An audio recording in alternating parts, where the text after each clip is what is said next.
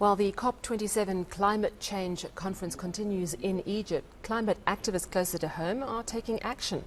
The South Durban Community Environmental Alliance today marched against coastal oil and gas exploration. Our reporter Lethiwe Mdluli was at the march and she joins us now from Durban. Lethiwe, thanks so much for joining us. So we've known for a while, for quite a few months, there's been a lot of unhappiness about exploration plans off our coastline. But just to start us off, there's a broader context of the fact that our president is at the climate change summit, the global summit happening in Egypt, and environmentalists on the ground are very mindful of that and engaged with this just energy transition that we have to make to reduce our carbon emissions. You've spoken to Groundwork, the organisation today, who were at that march. What have they said to you?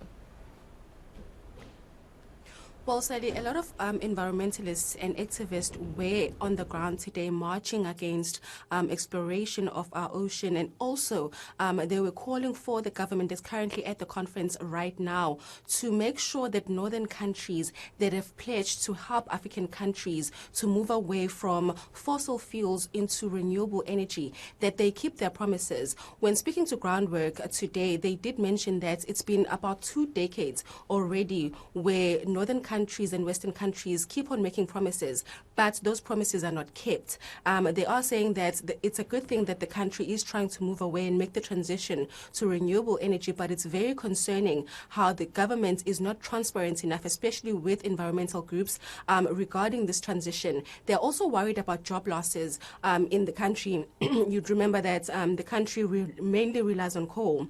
And a lot of people are employed by coal or mining companies in the country. So they're very worried about that, saying that government does not have a proper plan in place when it comes to the transition that is going to be made in the foreseeable future. They are calling for the delegation, the South African delegation that is currently at COP27 in Egypt, to make sure that they stand up to these northern countries and they tell them that these empty promises actually need to end, because a lot of money has been pledged by them. They actually need to see this through. But another concern from activists and environmental groups is that the government here in South Africa, because of their non-transparent ways, they are saying that they are worried that they might actually not see where the money goes. They're also mentioning the fact that environmental groups have not actually been consulted by the government in terms of how this transition is going to take place. I spoke to Groundwork a bit earlier on about some of these issues that they have.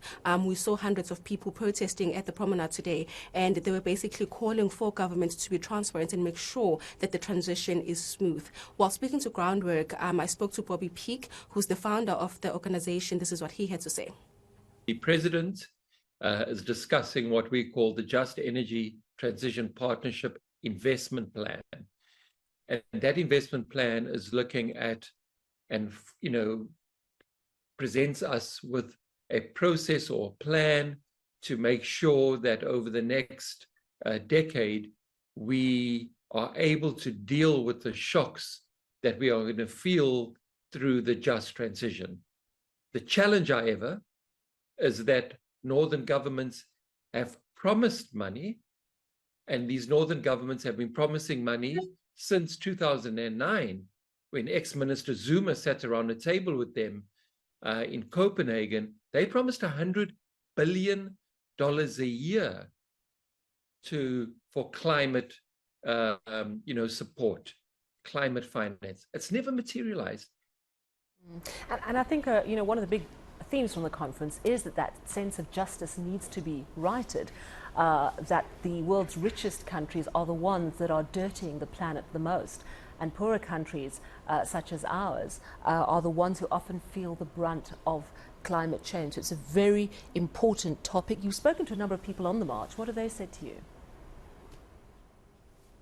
Well, so a lot of people on the march were people who were actually flood victims here in Durban. You'd remember that back in April, a lot of people were affected by the floods, causing deaths of around 430 people losing their lives, and also thousands of people being left displaced. We're still dealing with the after effects as a province of the floods, with many people still living in community halls. They don't have homes because of what happened back in April, and that's because of climate change.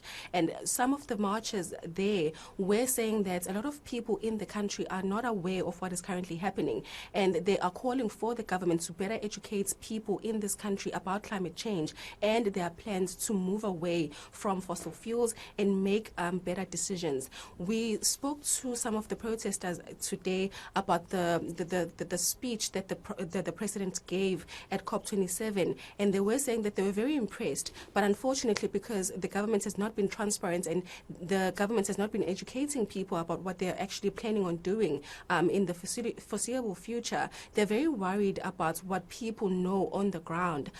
When I spoke to some of the people that were part of the march, this is what they had to say. We're here because a few people are plundering the planet on which we all depend.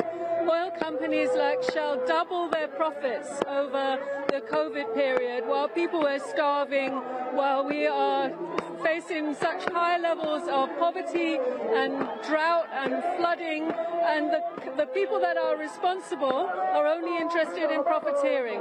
So that handful of people that are gathered in Egypt right now making decisions on behalf of the entire human population and all the other species need to listen to the people on the ground, the people who are suffering from the effects of their decisions. I live in Durban and we've already been flooded. Climate change is here, it's now, and the poorest of the poor are getting hurt the worst. So it's a duty, and it feels good to be responsible enough to participate. And that sense of urgency is growing because we are running out of time to get our emissions under control across the world. Thank you so much. An important gathering and a protest that happened today in Durban. eNCA's Lethiwe Mdluli. Now